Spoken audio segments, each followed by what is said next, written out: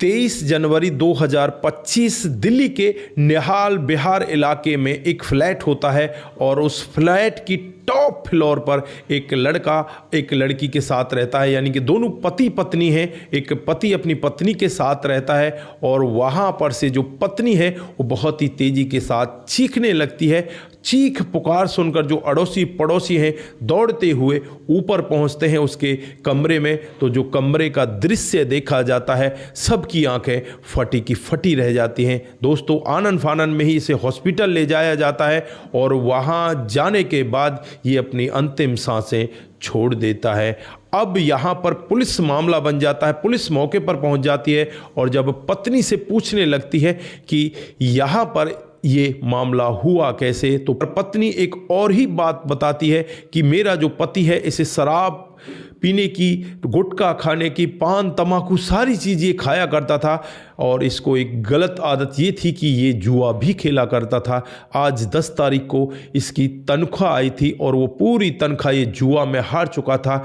अब यहाँ पर इसके पास फ़ोन आने लगे थे। जो कर्जदार हैं जिनका इनके ऊपर पैसा है, वो लोग इससे कहने लगे थे कि हमें पैसा चाहिए, इसलिए इन्होंने अपने आप को इस दुनिया से विदा कर दिया। लेकिन यहाँ पर जब पुलिस बारीकी से जांच पड़ताल करती है, डॉक्टरों की सलाह ली जाती है, तो पता चलता है कि इसने अपने आप को नहीं मारा, इसे तो मारा गया है। और जब खुलासा होता है तो हर कोई व्यक्ति यहाँ पर सोचने के लिए मजबूर हो जाता है। दोस्तों, दरअसल क्या मामला था, अगर आप लोग भी पूरे मामले को डिटेल से जानना चाहते हैं तो वीडियो को जरा सा भी स्किप ना करें, लास्ट तक वीडियो को जरूर देखिएगा।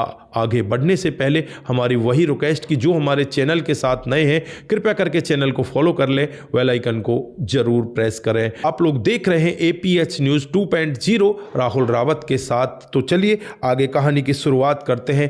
जो शुरुआत होती है ये दिल्ली के निहाल बिहार इलाके से शुरुआत होती है। 23 जनवरी का वाकया होता है। सुबह के 10 बजे होते हैं जब फरजाना बहुत ही तेजी के साथ आवाज लगाने लगती है कि मेरे पति शाहिद ने ये क्या कर दिया, मेरे पति ने ऐसा क्यों कर दिया, मुझे बचा लीजिए, मेरे पति को बचा लीजिए। दोस्तों, नीचे एक व्यक्ति खड़ा होता है जिसका नाम रिजवान होता है। वो ये पूरा वाकया सुनता है और वो भी शोर मचाने लगता है। जो आसपास के और भी लोग बाग होते हैं कॉलोनी के अंदर, वो दौड़कर सीधे फरजाना के उस रूम में पहुंचते हैं और जब शाहिद की हालत को देखा जाता है तो वहां पर वो आनन फानन में ही एम्बुलेंस बुलाते हैं और फिर उसे उठाकर संजय गांधी अस्पताल है जो वहां पर ले जाते हैं। और जब डॉक्टर साहब देखने लगते हैं तो जो शाहिद के घाव होते हैं वो बहुत ही ज़्यादा गहरे होते हैं। डॉक्टर साहब तब तक कोई उपचार कर पाते तब तक शाहिद अपनी अंतिम सांसें छोड़ देते हैं। दोस्तों, पुलिस को यहाँ पर बुला लिया जाता है क्योंकि डॉक्टरों को भी लगता है कि ये मामला पुलिस का है, क्योंकि यहाँ पर इसके साथ किसी ने कुछ गलत किया है। और पुलिस यहाँ पर आ जाती है। पुलिस अपने तमाम कामकाज में लग जाती है। डेड बॉडी को उठाकर उसे पोस्टमार्टम के लिए भेज देती है। लेकिन इधर जो यहाँ पर इसकी पत्नी है फरजाना, उससे पूछताछ करने लगती है तो फरजाना इधर उधर की बहुत सारी बातों से पुलिस को घुमाने लगती है कि मेरे पति के ऊपर बहुत सारा कर्जा है और ये यहाँ पर इस तरह से कर्जे में डूबे हुए हैं, ये जुआ खेलते हैं। आज इनकी तनख्वाह मिली थी और उस तनख्वाह के पैसों को ये जुए में हार जाते हैं और फिर ये अपने आप को इस जहाँ से विदा कर लेते हैं। दोस्तों, अब पुलिस यहाँ पर डॉक्टरों से बातचीत करने लगती है कि क्या इसने ये अपने आप किया है, क्या एक व्यक्ति अपने आप को 3-4 चाकू मार सकता है। तो यहाँ पर जो डॉक्टर साहब हैं वो कहने लगते हैं कि ऐसा नहीं हो सकता। अगर कोई व्यक्ति अपने आप को मारना भी चाहेगा तो वो एक चाकू मार सकता है, जिससे अब यहाँ पर देखा जाता है कि वो चाकू का जो जख्म है वो बहुत गहरा है। अगर इतना गहरा जख्म लगेगा तो दोबारा उसकी हिम्मत नहीं होगी कि वो अपने आप को चाकू मार सके। यहाँ पर तो 3-3 चाकू इसको लगे हुए, गर्दन पर, एक पेट पर और एक छाती में 3-3 चाकू इसको लगे हुए हैं।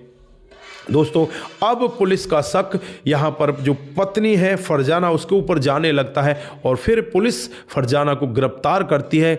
जब उसे गिरफ्तार करने के लिए गई थी तो वो बहुत ही तेज़ी के साथ दहाड़े मारकर रो रही होती है।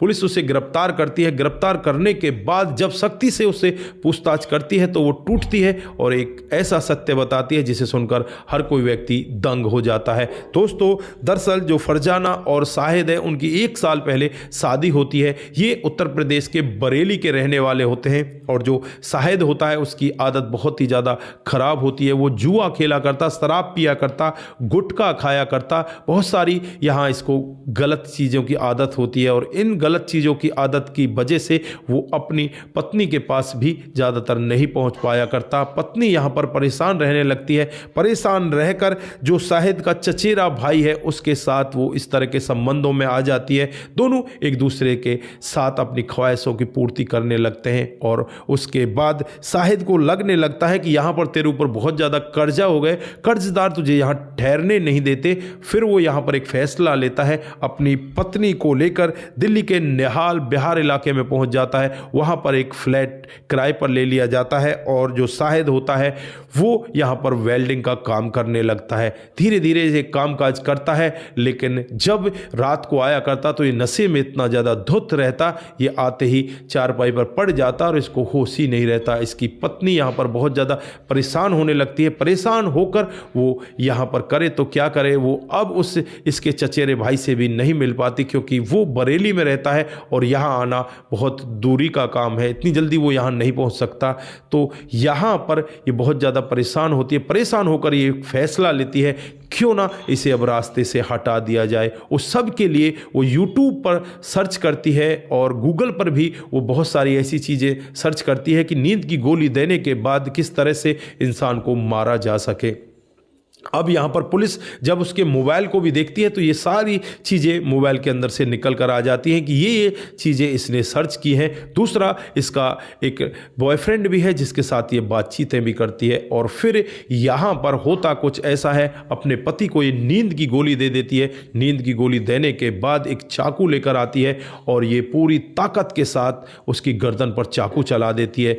जो पति होता है वो अब हिलने लगता है, तड़फने जो पति होता है वो हिलने ढुलने लगता है, तड़फने लगता है। तो इसे लगता है कि ये अभी मरा नहीं है। फिर उसके पेट में चाकू और उसके सीने में ताबड़तोड़ चाकुओं से वार करती। 3 बार उसके चाकुओं से वार किया जाता है। फिर प्लानिंग बी बनाती है। बी प्लानिंग के तहत ये शोर मचाने लगती है कि मेरे पति ने क्या कर लिया, मेरे पति ने क्या कर लिया। दोस्तों, यहाँ पर लोग बागों को ये यही बताती है पति कर्जे में डूबा हुआ था, इस वजह से उसने इतना बड़ा गलत कदम उठा लिया है। दोस्तों, लोग बाग आनन फानन में उसे हॉस्पिटल ले जाते हैं और वहाँ जाने के बाद डॉक्टर साहब उसे मृत घोषित कर देते हैं। फिलहाल के लिए यहाँ पर जो फरजाना है उसे गिरफ्तार कर लिया गया है और जो उसका बॉयफ्रेंड है शाहिद का चचेरा भाई, उसके बारे में भी जांच पड़ताल चल रही है, कहीं उसका तो इसमें कोई हाथ नहीं है। दोस्तों, यहाँ पर आप लोगों ने देखा किस तरह से एक महिला इस तरह से अपने पति के ऊपर उतारू हो जाती है। अगर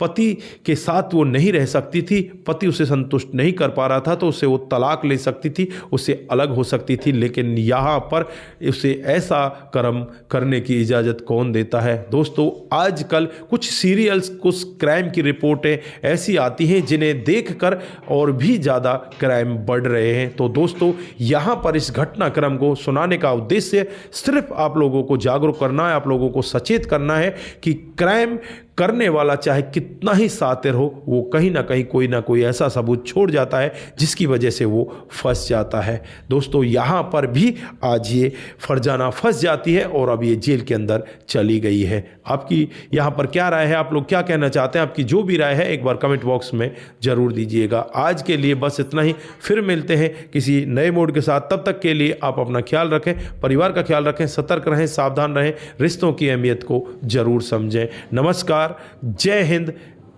जय भारत।